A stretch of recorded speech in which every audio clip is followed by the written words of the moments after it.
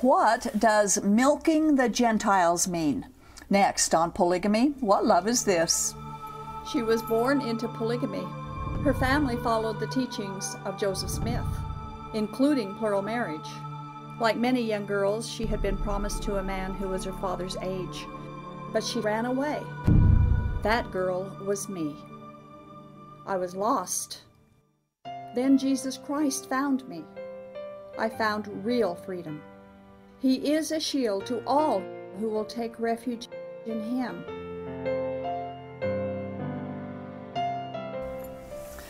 Polygamy groups have a philosophy of taking handouts from the government. Many of them call it bleeding the beast. The government, of course, being the beast. However, the idea did not originate with today's polygamy groups. Believe it or not, it began with the Mormons at the time of Joseph Smith.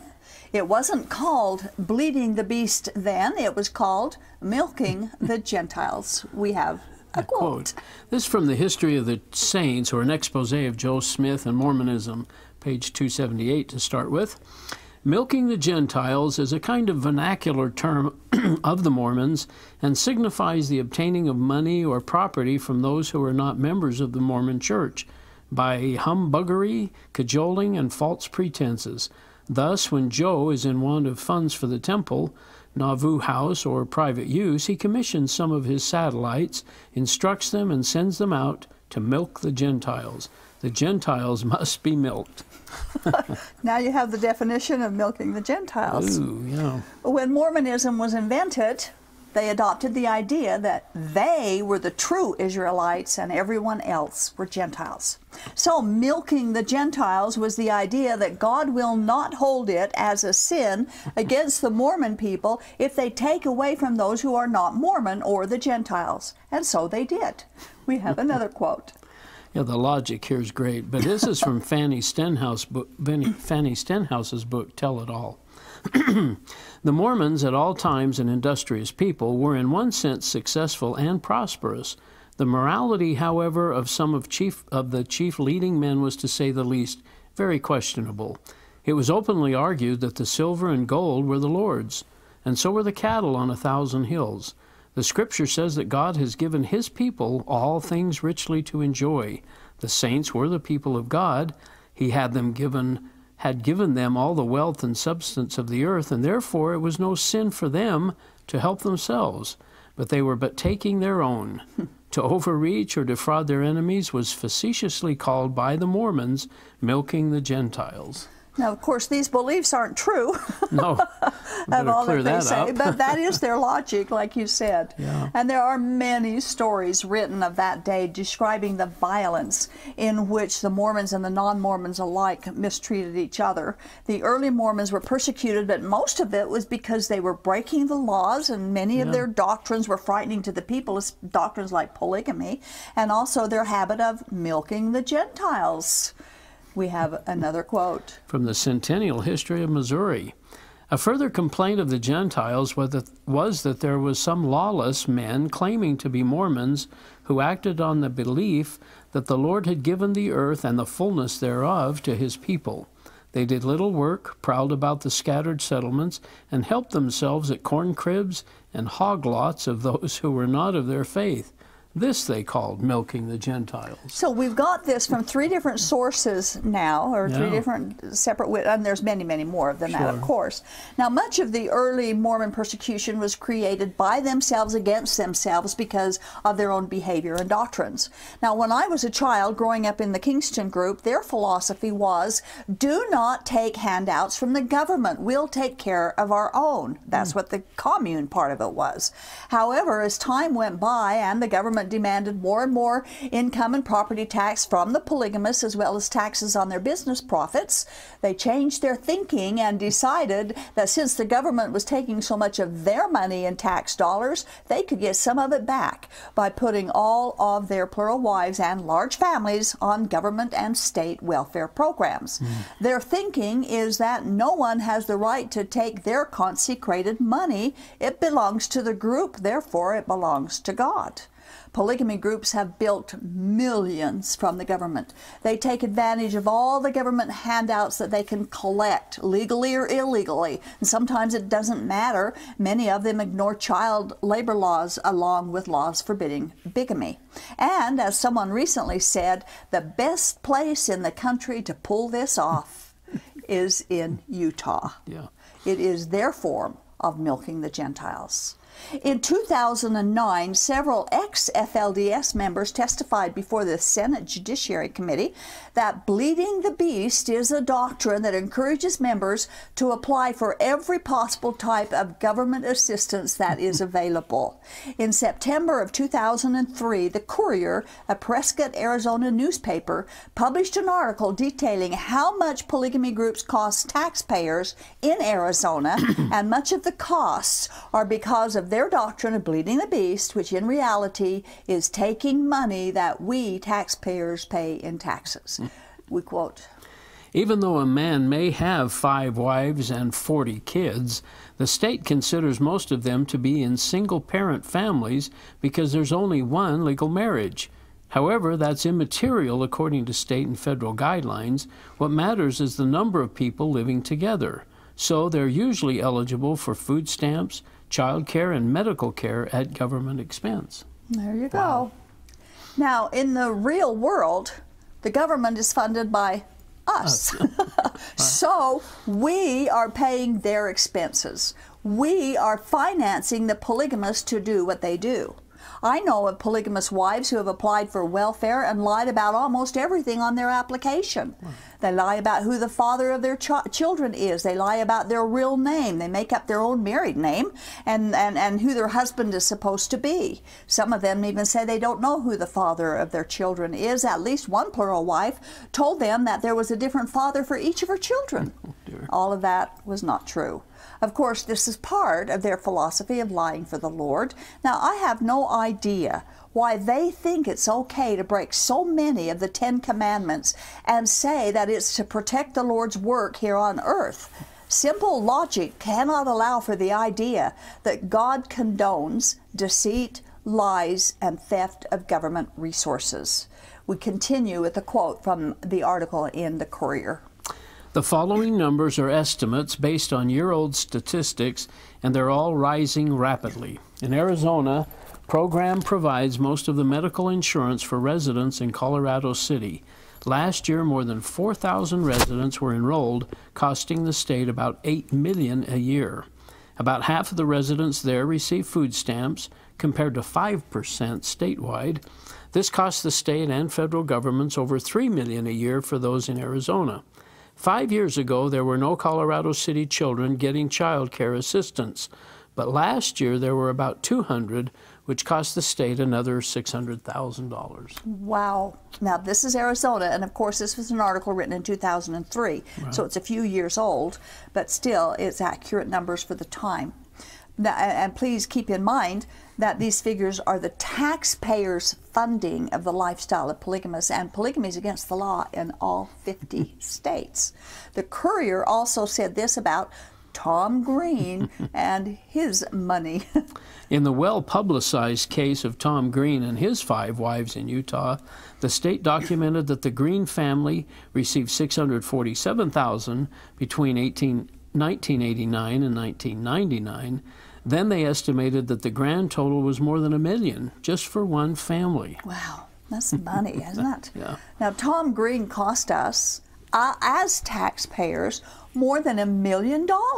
We provided the money for his polygamist activities, including his marrying his 13-year-old stepdaughter. That's both pedophile and incest. Yeah. The Courier newspaper article wrapped up their story with this.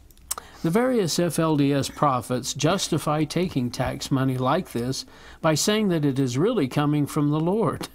Fundamentalists call fleecing the government bleeding the beast, and regard it as a virtuous act. It is the Lord's way of using the system to take care of his chosen people.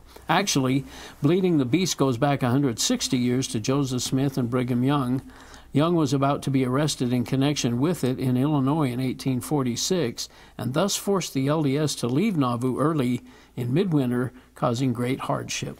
Now that I'd like to investigate a little further, because I didn't know that I hadn't heard that one either. That was one of the, I knew there was reasons that he scrambled to get out of there, but I didn't know this was one of the reasons.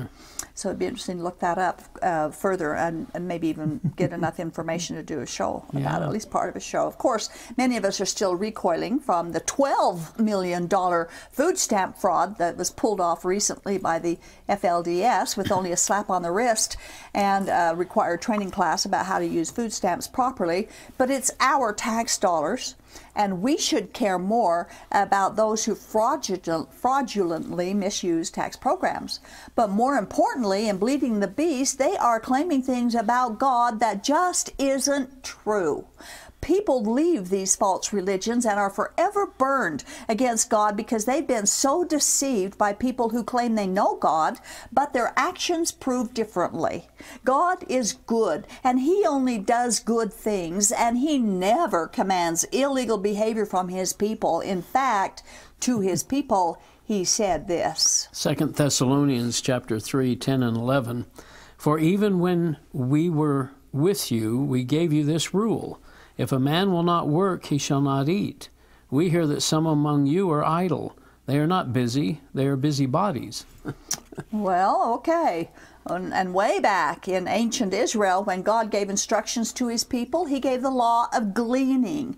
Poor people could glean the fields and the orchards free of charge, but they had to do the work to get the food. The free food. Poor people and those who cannot supply their own needs should be eligible for assistance. There's no question about that. Right. But God never gave instructions that capable people should just take from others. In fact, He said, if you don't work for it, you don't have the right to eat it. And as we finish this topic, we need to say that this is a leadership issue in polygamy groups, not membership. The members just do what the leaders tell them to do. That's true. And now a new topic. In the news a few weeks ago, there was an article in the Salt Lake Tribune. It was on October 12th of 2017, and the headline said this: how does a 3-year-old get left in a cornfield overnight?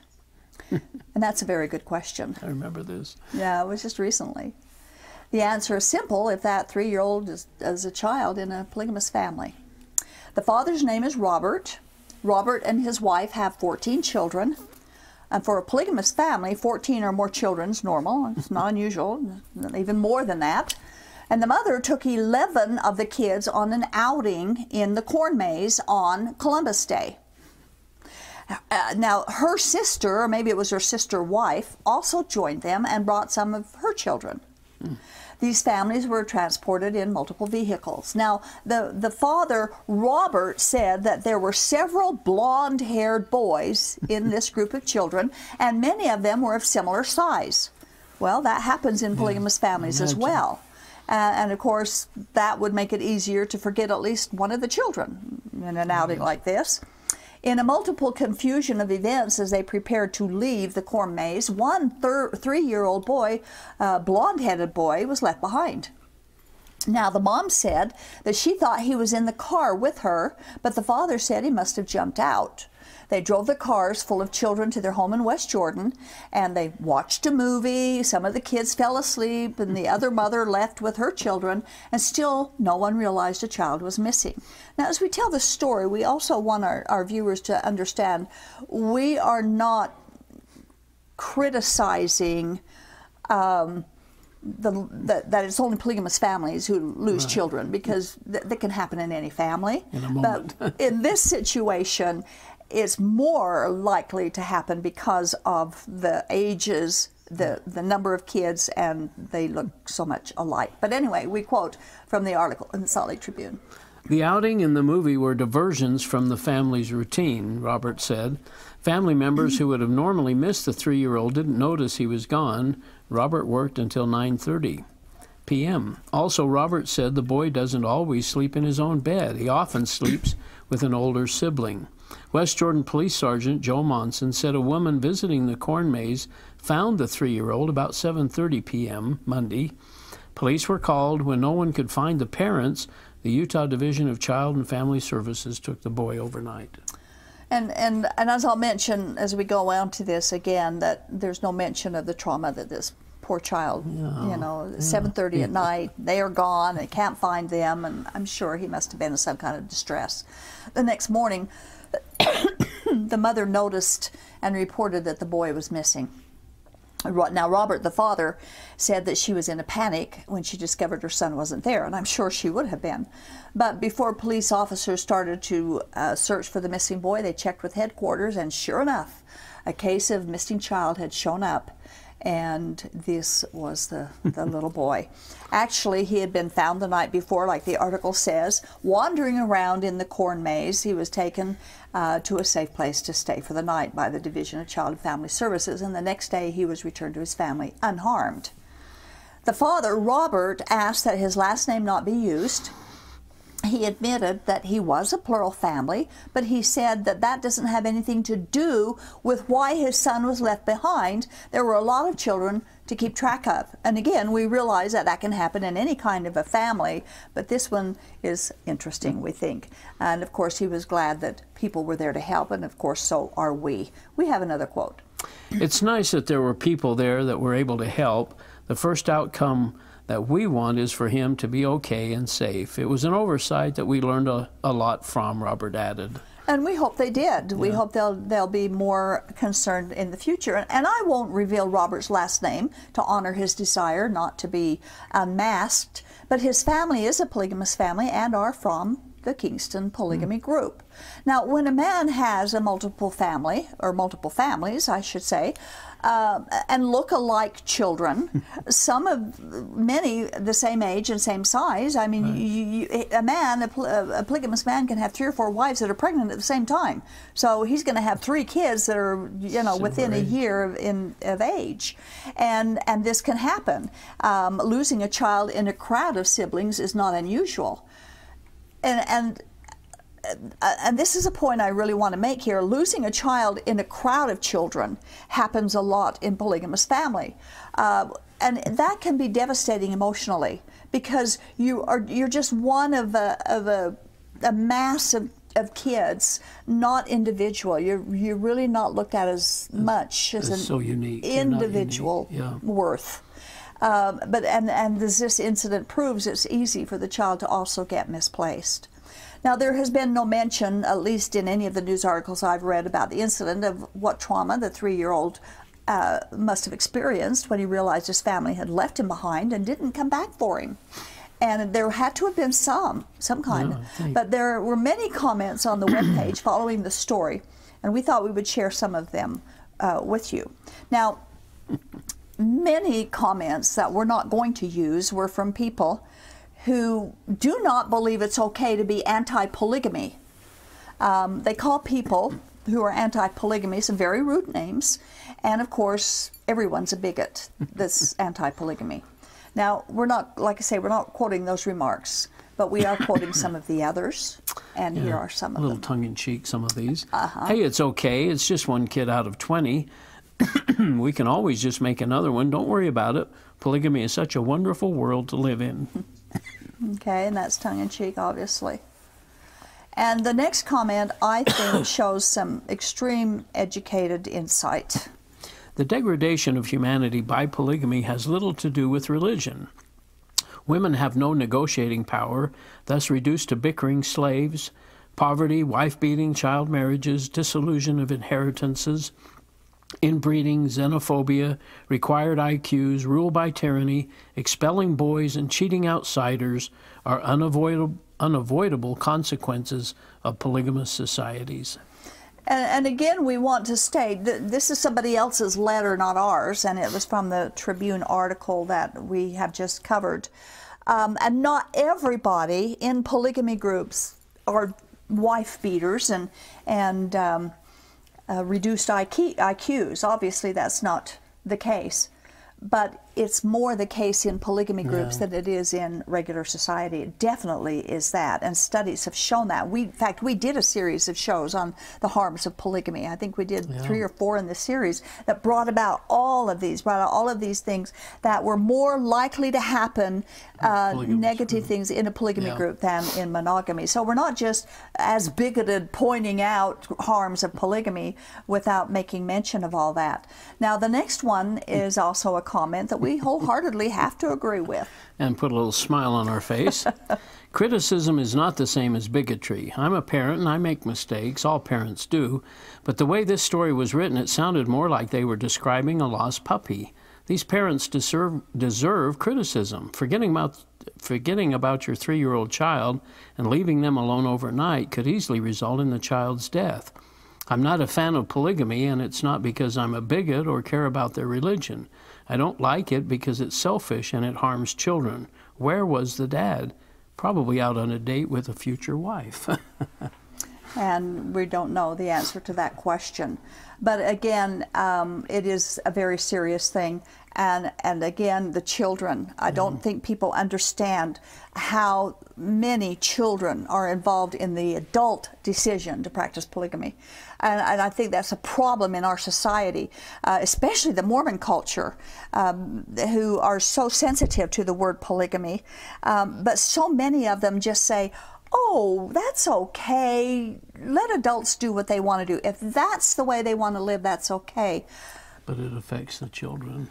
And there's hundreds and there's thousands of children involved in polygamy. And because there's so many, they lose their identity, right? I mean, they don't feel unique or special. And perhaps. The safety, of course, right. You know, just like we've seen that here. Yeah. We were talking with a couple of people the other day with just 2 men in the Kingston group. They have over 600 kids between them. Oh my goodness! Just 2 men. What do you think it is? And one man has over 30 wives, the other man has almost 20. And then there's other polygamy groups, other men in every polygamy group, that they have these people. Polygamy is not dying out, it's mushrooming. You know, I mean, and there are all these kids that they're raising to be polygamous and to support the group like little drones, little robots. That's what it's all about. Money, power, and sex. Remember when we did that show on money, power, and sex. Prostitution? That's exactly right. what it was. Yeah. Now, when polygamists realize that God does not require and He does not expect or command or demand polygamy, then they can, with a clear conscience, leave polygamy and enjoy monogamy. But those who are brainwashed don't know they're brainwashed. And this culture, entire culture, is brainwashed about Joseph Smith, who is the one who came up with polygamy for salvation.